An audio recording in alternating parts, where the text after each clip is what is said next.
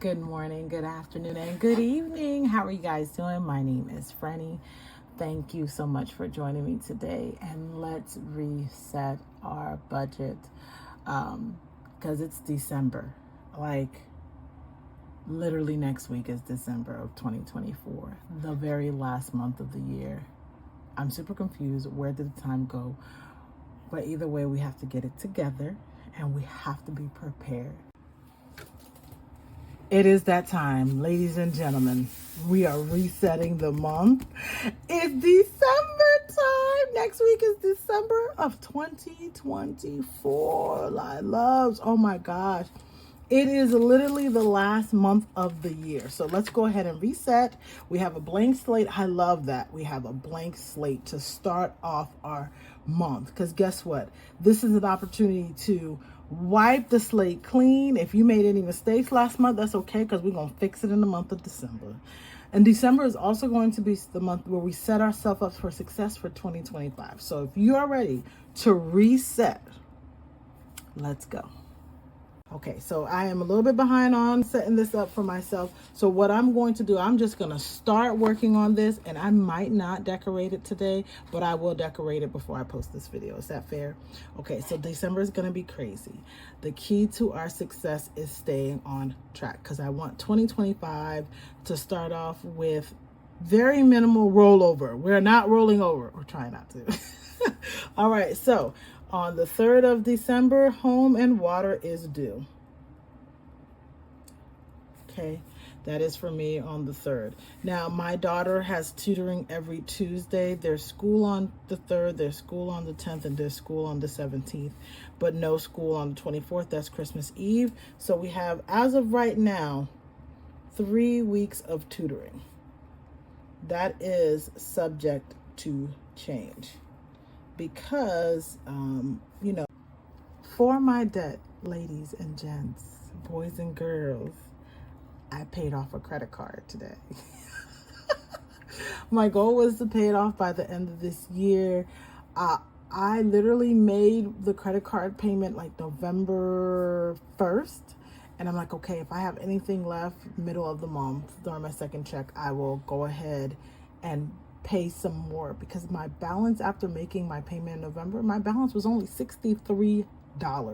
So I paid an extra $30 on like the 7th, and then literally today I paid the remaining amount. So there was a message, like a disclaimer: check your balance next month to make sure there's not any accrued interest. But I paid off my credit card today, and I feel like $1,000,000. A round of applause. Yes, you guys, it's such a great feeling. I have one more credit card that I said I was going to try to pay off this year.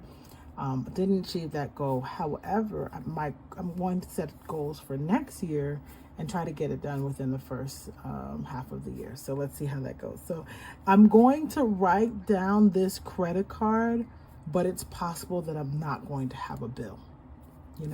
So it's one of my Capital Ones. I have 2 that's due on the 1st, and I label them by different letters.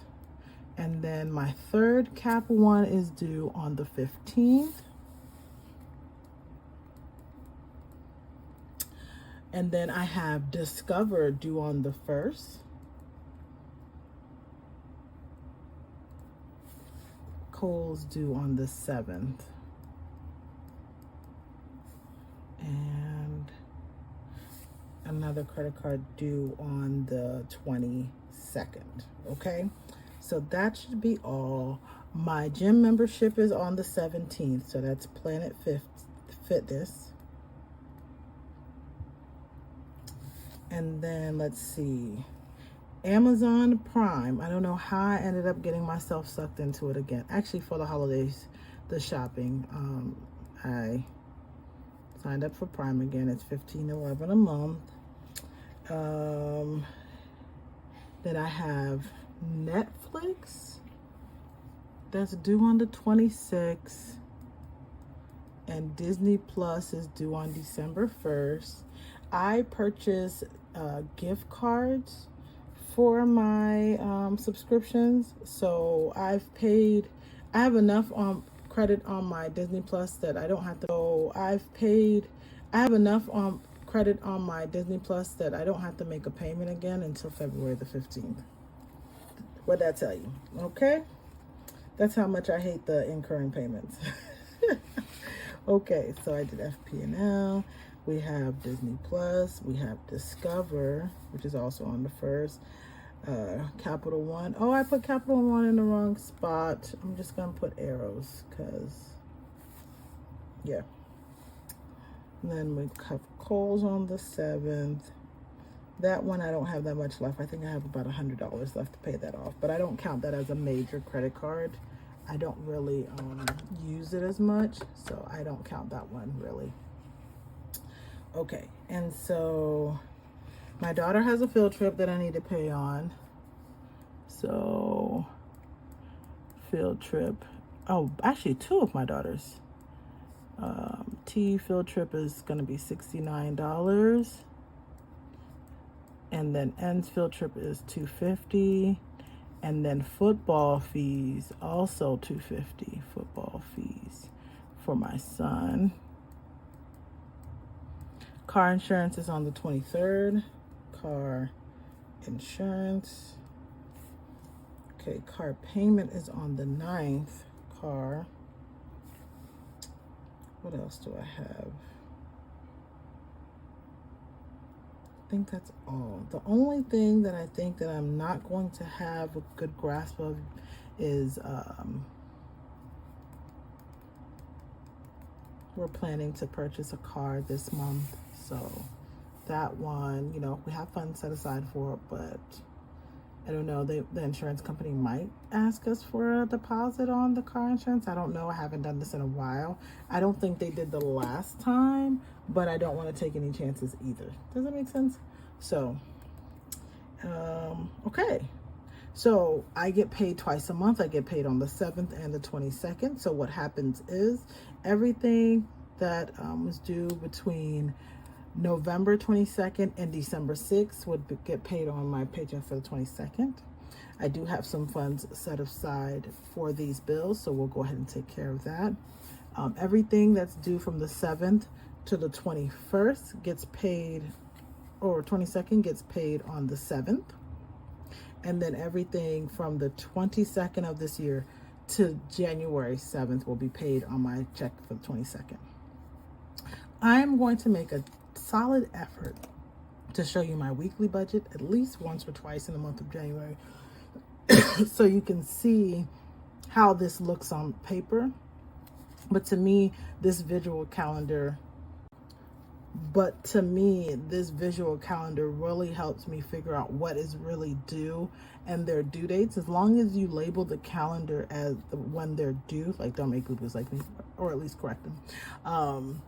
As long as you don't make boo-boos and you stay on top of your due dates and the amounts, for the most part, you can go ahead and plan your budget. Now, let's say I've paid everything up to the 12th on my 7th paycheck, or everything but T-Mobile, and I don't have enough for T-Mobile. I will call T-Mobile and make a payment arrangement and then move this to whatever day that payment arrangement is, so that I know I stay on top of it. And then once I pay the bill, I highlight it. So I will cross it out. Here's an example of November. See how I color it in? I highlight it, and that means it's already paid. If anyone looks at my calendar and they're like, hey, this is your budget calendar, what is still left to get paid, what is still due, guess what? All they have to do is look at my calendar, because the minute I pay it and it clears my account, I just cross it off. All right, I hope you guys enjoyed this part of our December reset. I hope you have a fantastic December. Our goal this month is to not go overboard, not to add debt. So like I just paid off my credit card. I'm not going to swipe it for the holidays, even though I might find the perfect, ridiculously expensive gift. I'm not going to swipe it because I want to start 2025 on the right foot. And that is the reason why sinking funds is amazing. You save for that holiday in advance and stick to the amount. And if you want to add a little bit during the month of that holiday, you can, but for the most part, you've pretty much fully funded it. All right. It was a pleasure. Talk to you guys later. Happy December. Bye.